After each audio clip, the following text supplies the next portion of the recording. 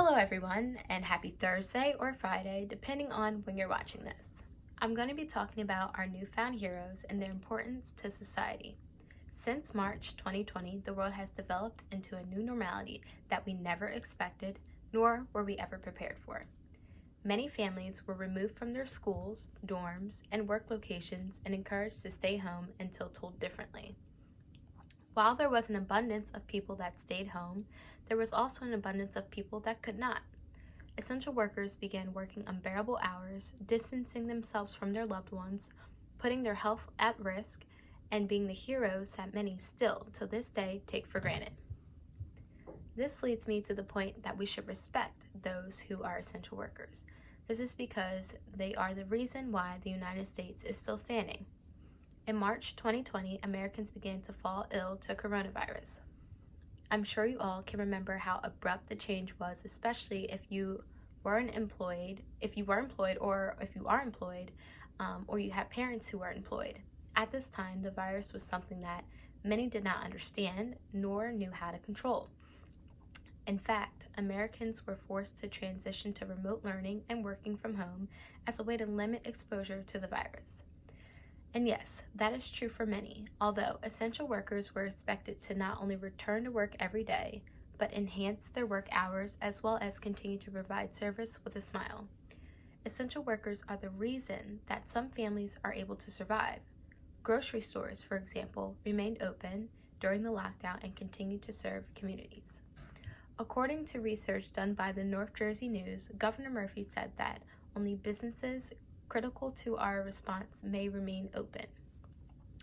This was back, in March, but this included hospitals, grocery stores, farmers markets, food banks, gas stations, bank laundromats, and many, many others. Without the convenience of those places remaining open, families would have starved. Some families would have faced greater financial difficulties, and some families would not have been able to provide themselves with the necessary means of transportation. My second argument is that essential workers have dedicated the majority of their days to providing for others.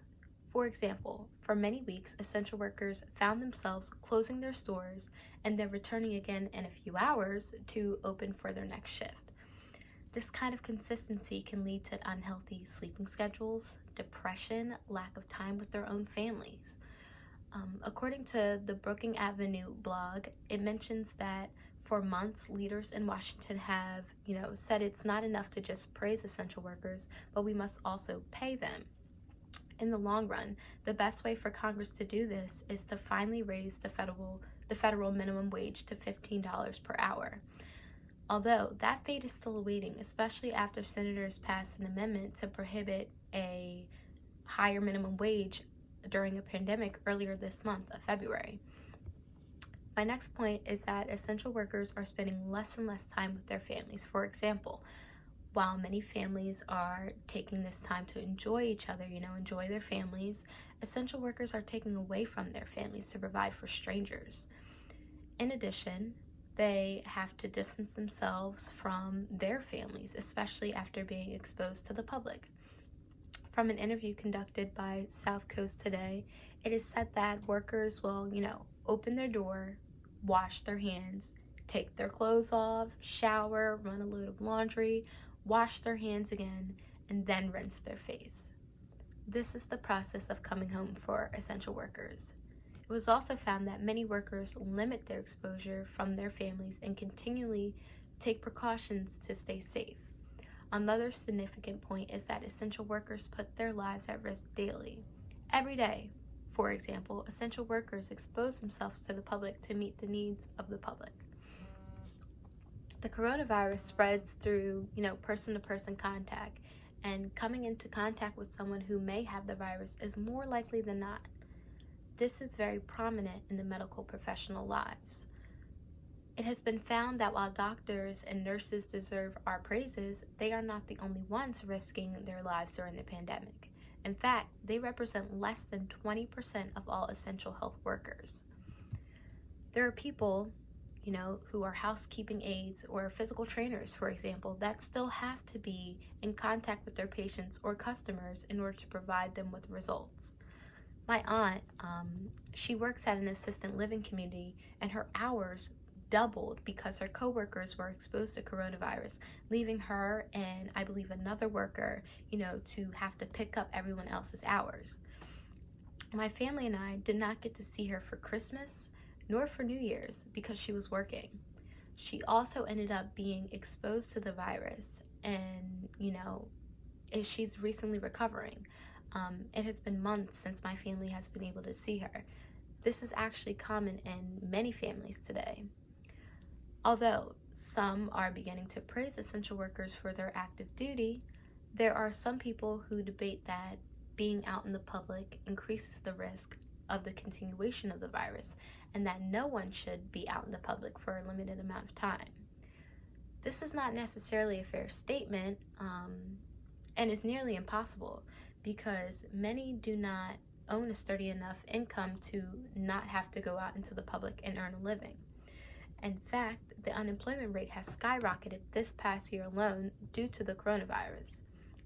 Therefore, how would people even survive without food banks, for example, or other organizations that provide nutritional benefits? This would also be economically challenging for the country. Many businesses have shut down, but there would be even more to shut down. And that would just create an economical, challenge. In addition, some people also debate that essential workers are, just doing their job, or, they're getting paid to do what they're expected to do. Although I disagree with this statement as well, because no one initially signs up for a job that would put their lives at risk. Of course, there are people who sign up, for the army or for law enforcement that are prepared to protect the country and prepared to put their lives at risk, their health at risk. But I do not think, people apply to ShopRite with the same expectation to a health risk, or even risking, the health of their family. This is why I truly believe that people are taking essential workers for granted. Therefore, we should respect our essential workers. They are the reason that so many families are able to survive today. They work extremely long hours. They put themselves, at risk, for others' benefit.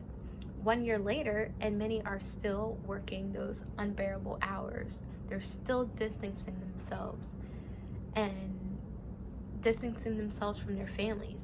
And they're still being those heroes that many continue to take for granted. So I encourage you, the next time you go out to dinner or go to the grocery store, or go out volunteering, remember these key factors. Essential workers may make it look easy, but I guarantee you it's not.